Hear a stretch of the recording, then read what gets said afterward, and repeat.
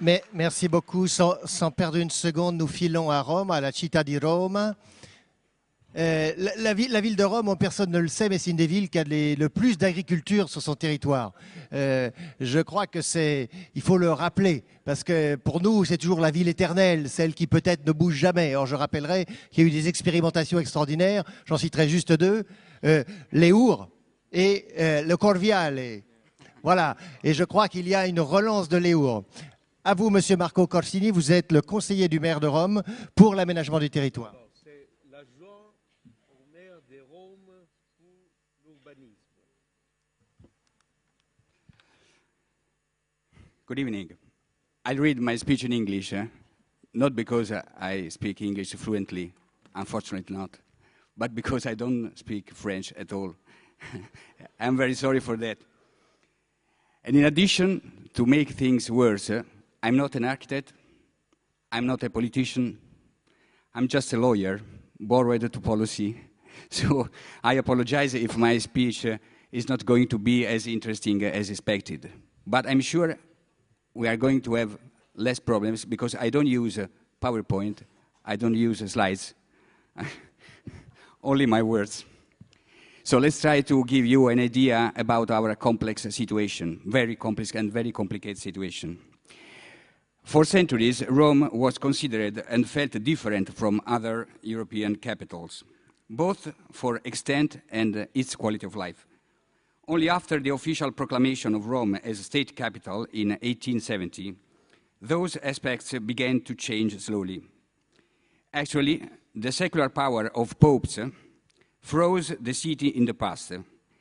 And at the beginning of the 19th century, Rome was still the same Baroque city of 3 centuries earlier. Hopefully, 2 centuries of history have changed many things, and Rome has left in the past his label of hick town, and now it can communicate a different and positive image of itself. During this process of transformation, some wrong choices have injured our territory and our landscape irreparably. And we should bear that in mind to avoid repeating the same mistakes for the future. Throughout its history, from the unification to the second post-war, Rome has changed from being a compact city with mixed function and centers isolated from each other into a metropolis divided into several specialized fabrics with centers that are trying, more or less, to connect each other. In the history of Roman urban transformation, we can detect some constant elements which influenced the development and planning of Roman land. First of all, the difficulty to control a territory which evolved under the pushing action of private initiative, faster than the official planning tools. The capital of Rome has had 6 development plans. London has had no plan. Rome has had 6 development plans since 1873, and all of them had to run after the urban transformation, following them. About 30% of building in Rome has been spontaneous, not foreseen by development plans or even in contrast with them.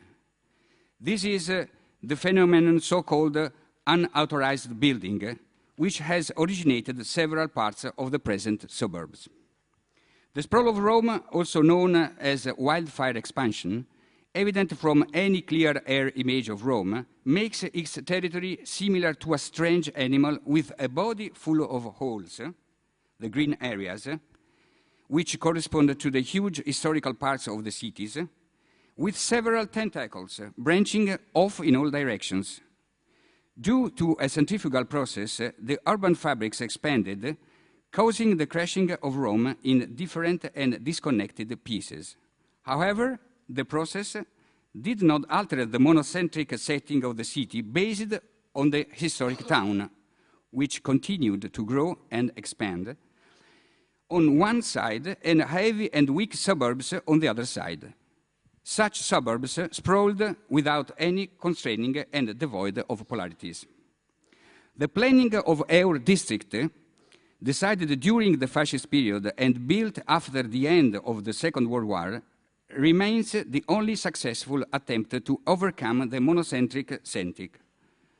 EUR was started in 1935 and planned to open in 1942, both to celebrate 20 years of fascism and to host the Universal Exhibition, which never took place.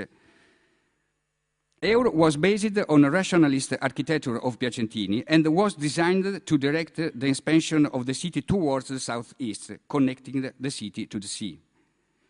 Once the war was over, Roman authorities found that EUR, they already had the beginnings of an out-of-town business district that other capitals did not begin planning for a long time.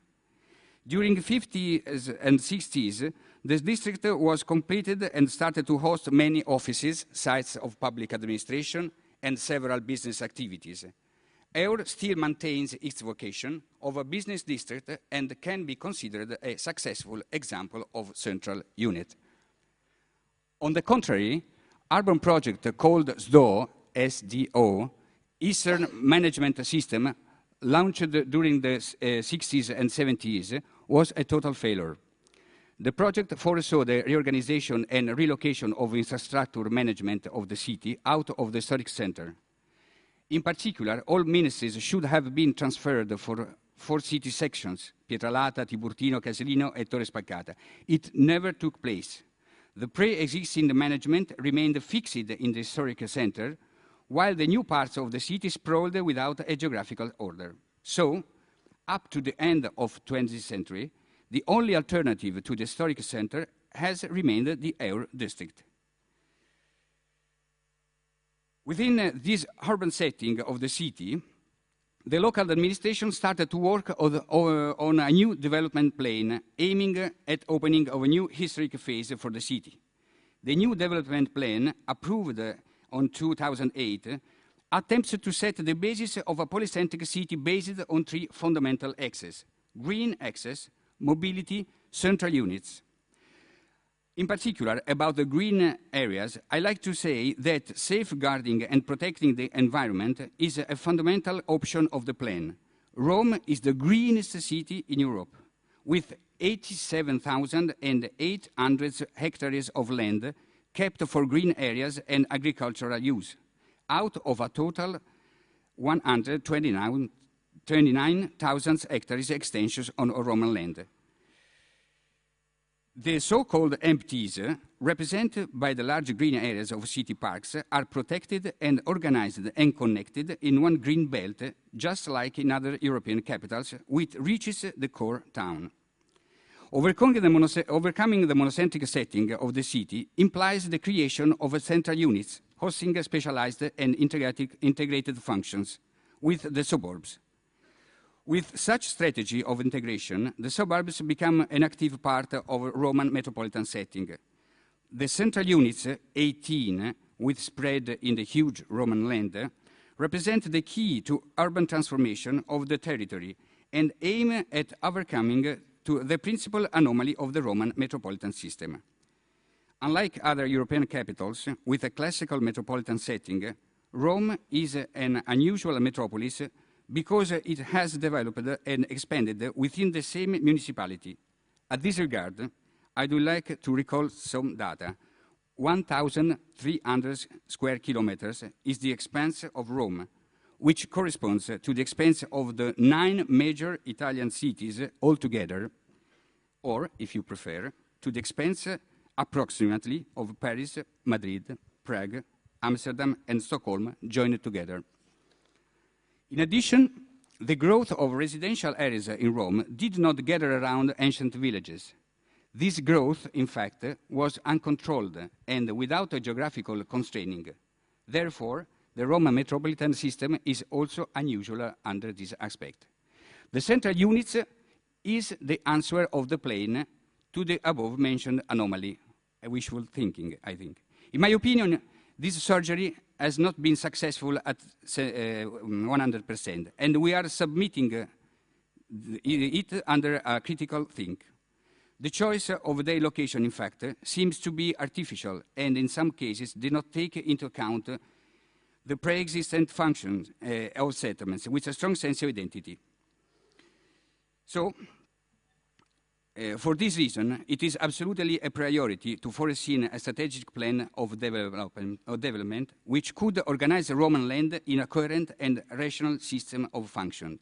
We must understand that first comes the strategy and then the government of territory. We strongly need a strategic plan in order to ensure the best conditions for development of the city in the long period. Now, we are thinking about these crucial points. The first, launching Rome as international center of services, an international point of exchange for communication between hemisphere and latitudes. In other words, make Rome the capital of the Mediterranean Sea. The work will be oriented to strengthening and improving infrastructures, such as the hub airport, the new Fiera di Roma, university and research centers, the new Congress Center, La Nuvola, designed by the architect Massimiliano Fuxas, which is now under construction. And I take the opportunity to thank Fuxas for the high quality of his architecture design, which contributed significantly to improve the urban landscape of my city. The second, building a network of technological and business units in the framework of a territorial strategy of development. The third, promoting Rome as the most important center of tourism in the world. We are investigating the possibilities of creating a second district of tourism. The second, because the first, obviously, is in the ancient center of the city, which should include the Ebenway, Euro District, and Ostia as the Roman waterfront. The reorganization of Rome land in such strategic perspectives requires the recovery of the gap in infrastructures that still separates Rome from Europe, especially in the public transport sector. According to a recent survey, Roman citizens spend more than 500 hours a year in the car, of which 252 stuck in traffic. Moreover, the average time of travel is 60 minutes, of which half is spent in queuing. The time wasted in traffic costs 900 million euro. We could save 360 with an efficient system of information on mobility. But I must remind our biggest limit. The territory 2,000 years ago, Rome counted around 2 million people. The territory of ancient Rome was the same of the territory of the modern central Rome. So, means that speaking of modern mobility infrastructures, we know that we cannot use the underground like other cities do. And if we don't accept to lose our archaeological treasures, and we don't accept that, we always shall face this problem. So, I would like to speak about, besides recovering the, I'm going to finish.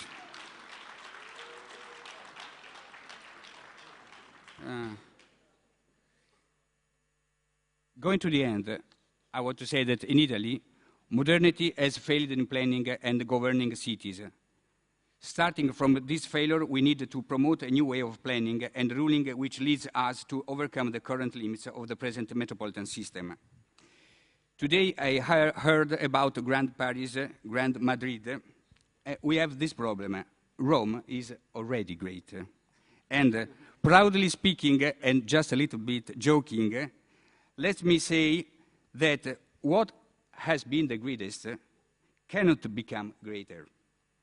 But our people are right while saying that Rome could be better, much better, should be much better. And this is our goal.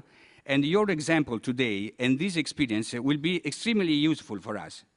Congratulations for the method and the final result, and thank you for your understanding, your kind attention.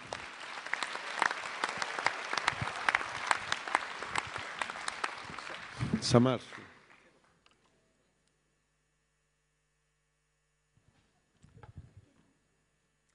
C'est vous?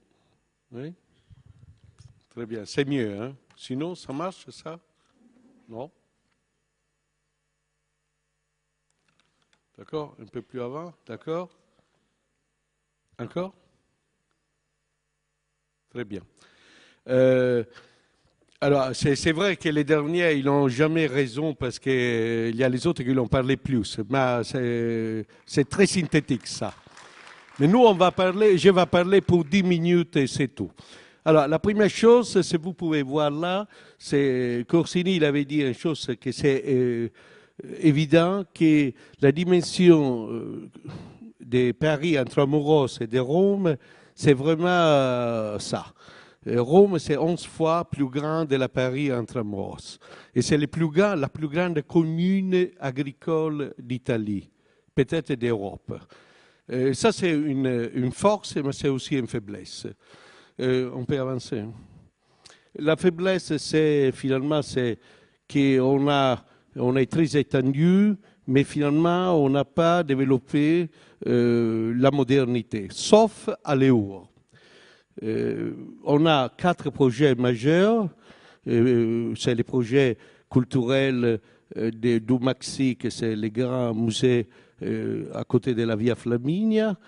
L'autre, c'est l'auditorium dans le même secteur. Après, il y a un projet français d'Odildec, c'est notre musée pour la ville de Rome. Et il y a les palais des congrès à Léour. Ces 4 projets sont les 4 projets un peu piliers du développement des derniers 15 ans de Rome. On avance encore? Oui. Les secteurs qu'on a analysés, c'est déjà un secteur de la modernité. À la fin de la guerre, Mussolini, dans un état de mégalomanie, il voulait transformer ça, Léo, il voulait faire une exposition universelle comme la vitrine de la victoire de Louis et d'Hitler. Heureusement, c'est tout arrêté parce qu'heureusement, ils ont perdu la guerre. L'autre chose à dire, c'est que la culture architecturale du période du fascisme, c'était formidable. C'était formidable parce que les grands architectes, il y en avait beaucoup, et en plus, l'idéologie fasciste, il n'existait pas vraiment. C'était plutôt une activité, un activisme. Et alors, presque tous les architectes, ils ont dialogué avec la modernité, la culture européenne du modernisme et aussi après du rationalisme. Et ici, il y a les systèmes, c'est les systèmes piacentini, qui c'était les grands architectes du régime, qui a fait l'axe. À nord, on a Rome et au sud, on a la mer. C'était la liaison, comme a dit justement Corsini, entre la ville et la mer. Mussolini rêvait du contact avec la mer. Rome, la 3e Rome sera à la mer. Et heureusement, ça, on ne l'a pas fait, mais on a réalisé un complexe assez intéressant. Encore. Ça, c'est les sites du Palais des Congrès. Mais on peut avancer? Merci, ça c'est les sites OK, encore. Et ça, c'était quelques expressions de l'époque, hein, parce qu'à la fin de la guerre, il y avait un chantier à Léo, et ce n'était pas terminé. Ce sont les années 50 et les années 60 qui ont presque achevé les quartiers, mais finalement, on continue à les faire parce que c'est un quartier de développement incroyable et c'est vraiment une ressource importante pour la ville de Rome. Ça, c'est des La Padula, encore. Ça, c'est les palais des congrès de Libera, que c'est les projets plus importants, peut-être de la culture architecturale romane. Et Libera, c'était, comme tout le monde le sait, une très grande architecte encore. Et ça, c'est la monumentalité encore. Et ça, c'est le lieu, à côté du bassin de l'eau, l'axe, on avait accepté la longitudinalité de l'axe di Piacentini et la transversalité du système et de ces projets qu'on a pensé. Les projets, c'est un grand hôtel et c'est tout le monde à Rome, il appelle nuage, et personne ne croyait qu'on arrivait à construire parce qu'en Italie, c'est très très long. Les seuls bâtiments qu'on a fait très rapidement, c'était la foire de Milan, qu'en 26 mois, on a construit 1 million de mètres carrés. Mais ça restera dans l'histoire de toute l'Italie compris. Encore. Ça, c'est la première idée. Encore. Ça, c'est les premières maquettes. Encore. Ça, c'est une des projets. Ça, c'est les projets qu'on va réaliser. Encore. Ça, c'est les études. Encore. Encore. Encore. Et ça, c'est les projets qui sont en construction maintenant. l'idée, c'est de dire, dans une boîte en verre transparent, on a un objet, quelque chose qu'il y a respire, il y a une dilatation, il y a, à l'intérieur, il y a une salle de congrès importante, et dans les sous-sols, il y a 1 hectare pour salle d'exposition et aussi pour des conférences, des congrès. Et au milieu, une piazza. La piazza, ça c'est un classique de l'Italie. Nous, on ne peut pas arrêter de penser la piazza comme un lieu social, encore. Encore. Et dans la nuit, on voit ça qu'il se balade presque à l'intérieur de ça. Il y a une puissance, il y a une transparence. Dans la nuit, il va devenir presque un objet transparent, translucide. Et dans la journée, il prend la lumière de l'extérieur. Encore. Et oui, et on a des exemples des choses qu'on a achevées maintenant. Ça, c'est en Allemagne. Pour comprendre un peu l'esprit qu'on doit avoir à l'intérieur. Encore. Vous voyez encore. Ça, c'est terminé maintenant. Encore. Et ça, à New York, mais pour dire que c'est la puissance plastique, elle doit avoir ses projets. Encore.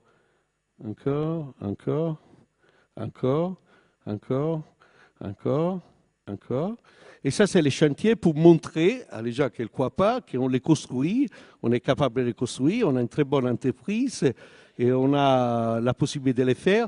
Et 2011, je vous invite à l'opening et c'est vraiment formidable de vous avoir à Rome pour montrer que Rome aussi bouge avec toute l'Europe. Merci beaucoup.